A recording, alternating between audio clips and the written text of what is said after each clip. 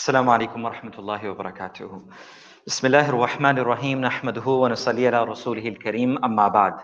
باب في المحافظة على الأعمال. We continue our book Riyad As Saliheen by Imam Nawawi rahmatullah alayhi. This is the 15th chapter of the book, and the chapter is of protecting one's actions and deeds, and of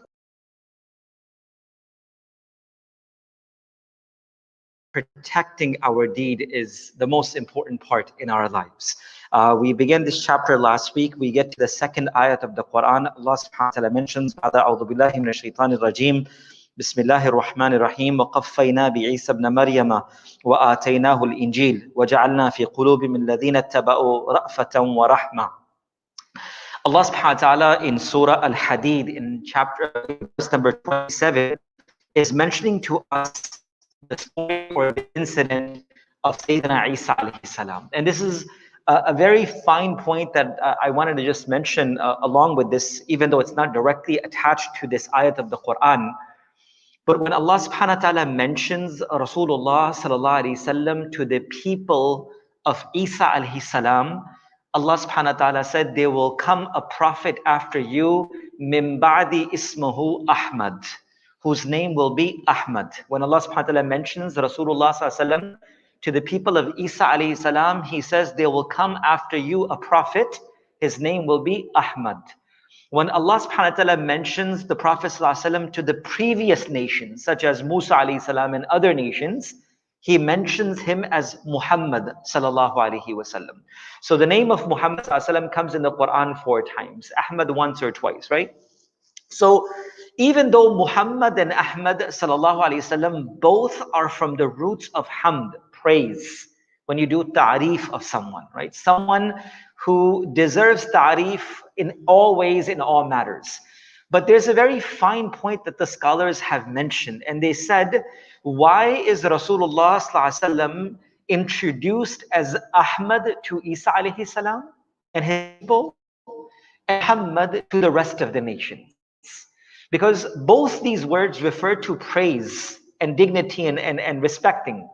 So the scholars have mentioned that the word Ahmad, which is on the root of af'al, refers to the quality of praise. And Muhammad is on the root of fa'al, which refers to the quantity of the praise. So the quality and the quantity of the praise is the best for the Prophet Muhammad sallallahu alaihi wasallam. When it came to Isa alayhi salam, he had few followers, but those who were fully heartedly connected towards him, the Hawariyin. There were few, but they were all quality individuals. So when Allah subhanahu wa ta'ala mentioned Rasulullah sallallahu alaihi wasallam, he mentioned the quality of his praise to Isa alayhi salam. And when he spoke to Musa alayhi salam and so many people with them, Bani Israel, he mentioned Muhammad sallallahu alayhi wasallam as the quantity of the praise as well. So the quality of the praise, the quantity of the praise of the Prophet Muhammad sallallahu alayhi wasallam is excellent in all forms. In this ayat of the Quran, Allah subhanahu wa ta'ala is talking about the Hawariyin, or the companions of Isa alayhi salam. This is also a fine point to remember, that the companions of Isa alayhi salam were known as Hawariyin. Allah mentions them. The companions of the Prophet Muhammad sallallahu alaihi wasallam are known as Sahaba, the men and women.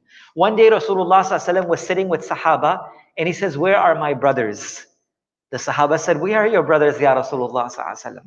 The Prophet sallallahu alaihi wasallam said, no, you are my companions, you are ashab, ulaika ashab, you are my ashab. But my brothers are those that will come after and have never seen me but still believe in me. Those are my brothers. Meaning they never saw me, but they still believed in the prophecy of Muhammad sallallahu alaihi wasallam. So Sahaba are the closest. So وَقَفَّيْنَا عِيسَى ابْنَ مَرْيَمَ وَآتَيْنَاهُ إِنْجِيلَ. Allah subhanahu wa ta'ala in this ayat of the Quran is speaking to Isa alayhi salam, or speaking about Isa alayhi salam, that we sent Isa alayhi salam, the son of Maryam, Mary, and gave him the Injeel. وَآتَيْنَاهُ Injeel. We gave him Injeel, the book of Allah subhanahu wa ta'ala, the gospel. Injeel. وَجَعَلْنَا فِي قُلُوبِ الَّذِينَ اتَّبَعُوا رَأْفَةً وَرَحْمَةً. And then Allah subhanahu wa ta'ala mentions, and we ordained in the hearts of those who followed Isa alayhi salam, meaning the Hawariyin, Allah mentions ra'fatan wa rahma, 2 words. There's a lot of Arabic in this, but I want to quickly go through the meanings of this and share a quick meaning. The word ra'fatan wa rahmatan Most ulama have mentioned both refers to the words of shafqat, compassion, care for someone else. Both words, ra'fatan wa rahmatan, both means shafqat, care, compassion for others. Some have mentioned ra'fatan means extreme compassion, like not only just compassion, but so much care for someone else. Some of the linguistics have mentioned that the word ra'fatan actually refers to taking away musibat and difficulty from someone's life. And rahmatan means to give faida and goodness to someone. So this is the difference, the small difference between ra'fatan wa rahma, because the Arabic language is so beautiful and so detailed.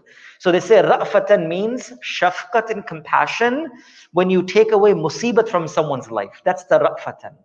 Rahmatan means that it's also compassion, but you're giving someone a favor as well. That you're doing some rahmat and some goodness towards them as well. So the Quran says, I gave them, Isa alayhi salam, companions who had ra'fatan wa rahma. They had shafqat, muhabbat, compassion inside of them, but they took upon themselves rahbaniyat.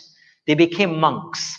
They left the people, they left the society, they left them so that they can protect their faith themselves. Then the Quran says, we did not ordain upon them, but they did it their own selves, did it by their own selves, for the pleasure of Allah. But then Allah subhanahu wa ta'ala said, when we made it compulsory upon them, it became too difficult for the rest of them to follow. The reason why Imam Nawawi rahmatullahi alayhi brought this ayat of the Quran is that as Ummah of Muhammad sallallahu alaihi wasallam, there is no rahbaniyat, there is no monkship in our faith. It's not that I can leave the society, I'm tired of it, I'm going to live in jungle, I'm not going to associate with anyone. No, this is not the deen of Muhammad sallallahu alaihi wasallam. The deen of the Prophet Muhammad sallallahu alaihi wasallam is muhafida, protection of our a'mal within the society itself. Without leaving people, without leaving our loved ones, without leaving the society, but still protecting our a'mal is the Ummah of Muhammad sallallahu alaihi wasallam. So when we want to protect our a'mal, yes, we want to choose the right companionship, but that does not mean that we can disconnect with the humanity and protect our a'mal. Through our ma'amalat, our interaction with our dealing with others, to protect our deen is the Ummah of Muhammad sallallahu alaihi wasallam. So the Quran itself mentions that we gave this, compassion and goodness in their heart.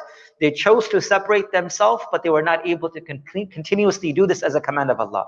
But for as the Ummah of Muhammad sallallahu alaihi wasallam, protection of our amal lies within the society itself. Living within people, protecting your amal is the key factor itself. So again, the reason why Imam Nawawi rahmatullahi brought this ayat of the Quran in this chapter is to remind us that within works, within families, within responsibilities, it is also our obligation to protect our amal and our deeds as well. May Allah give us tawfiq, inshallah, and we'll further this in the next ayats of the Quran. May Allah protect our amal, our actions and our deeds, and give us istiqamat and steadfastness in our actions, inshallah. Subhanallah wa bihamdi, subhanakallah wa bihamdik, nashhadu an la ilaha illa anta nastaghfiruka wa natubu ilayk.